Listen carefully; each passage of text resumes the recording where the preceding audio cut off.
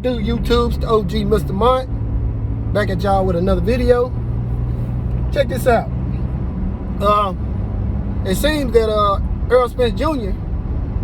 tends to believe that Terrence Crawford is not gonna take a few rounds to download information, trying to figure him out. Errol Spence believes that Terrence Crawford is gonna come out with some heat. Now, customarily, that's not what Bud Crawford does.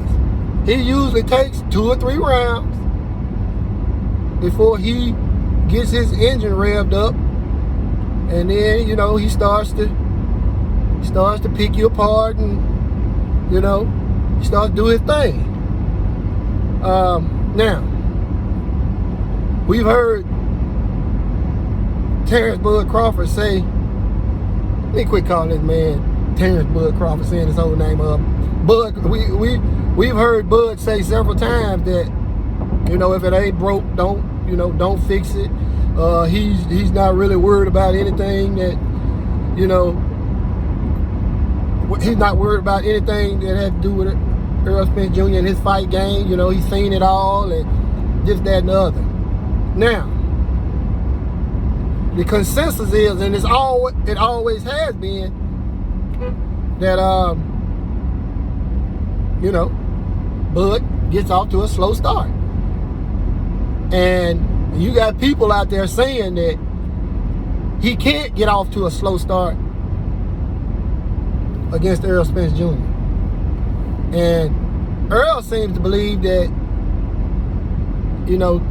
Bud Crawford is listening to these people, because everybody's saying it. He cannot get off to a slow start against Errol Spence Jr. And I wouldn't be surprised if he hadn't gotten a call from Tim Bradley, and Tim Bradley telling him, man, you got to come out there in first round and do your thing. So, I wouldn't be surprised if Bud Crawford come out there swinging for the fences. Not necessarily swinging for the fences, but trying to catch Earl with something big early. But this is the thing. I always say that Bud and EJ are both control freaks in the ring. And when I say that, I mean they like to control the pace of the fight. Bud Crawford, he likes to keep the pace kind of mellow in the first few rounds, not do a whole lot, not throw a whole lot of punches. And then when around the 4th, 5th, 6th round, he starts to heat up. Once he starts to heat up, he starts throwing big shots. He starts countering a lot more. He just starts, he starts becoming Bud, and that dog started coming out. Now, the thing about that is, if he comes out, and as far as Errol Spence is concerned, he's a control freak as well. He wants to come out and he wants to work you early. And by the time he turns up, you're already worn down. He tends to really, he's already,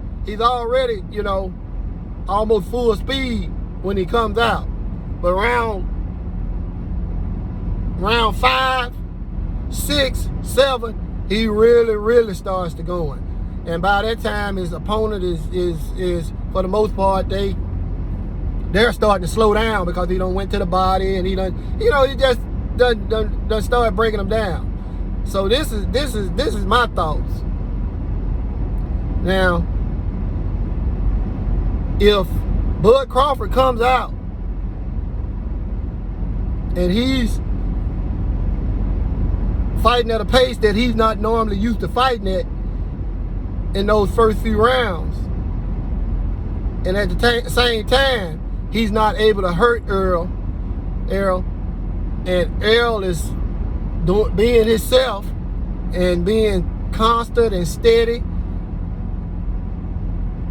Bud Crawford could end up being a little bit tireder than he normally is by the time the middle of the fight gets here. That should be a concern.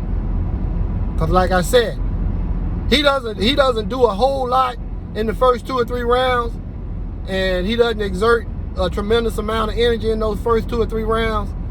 So if he come out in those first 2 or 3 rounds against Earl, you know, throwing a bunch of punches and doing a whole lot, there's a chance that, you know, he can get tired a little bit quicker than he normally does. And what's the first thing that goes when you get tired? Your athleticism. And once Bud Crawford loses his athleticism, he's in trouble. Now, he's still going to have his power, but he's not going to be as fast as he was. You know, everything is going to slow down, while Earl is still, you know, coming behind his fundamentals and getting stronger and stronger. So, you know, that's something to think about. You know, I've never seen Terrence Bud Crawford tired. I've never seen him tired. Now, I do know one thing, that when he fought Sean Porter was putting a whole lot of pressure on him. And what he did was, he did a good bit of clinching against Sean Porter. Slowed the pace. And the thing about EJ is that, depending on the referee, if he attempt to clinch, Earl is going to attempt to break the clinch and fight out of the clinch. And that's more pressure. That's more pressure that Bud's going to have to deal with. So I just think that if he comes out too fast, needs to be real careful, because that's the way EJ is used to fighting, from round 1 to 12, and he can do it. When EJ fought Sean Porter, the clinching in that fight was minimal, and they fought the same way from round. Well, I know EJ did. He didn't attempt to box or do anything. He just came straight forward, and they were throwing level. Sean Porter did more boxing in that fight than Errol Spence Jr. did. Errol Spence was in there to fight, and that's what he did for 12 rounds. So, you know, I don't know if Bud can do that. Maybe it can.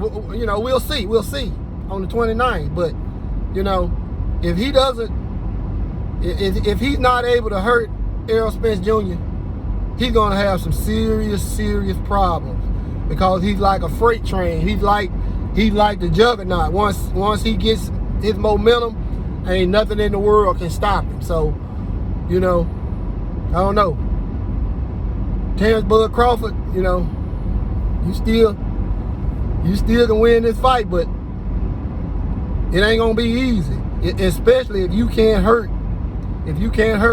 Errol, you're gonna have some serious problems, my man. But you guys tell me what you think. Give me some comments down in the comment section. It's the OG Mr. Mont. Salute to the mighty LDBC, and I'm out.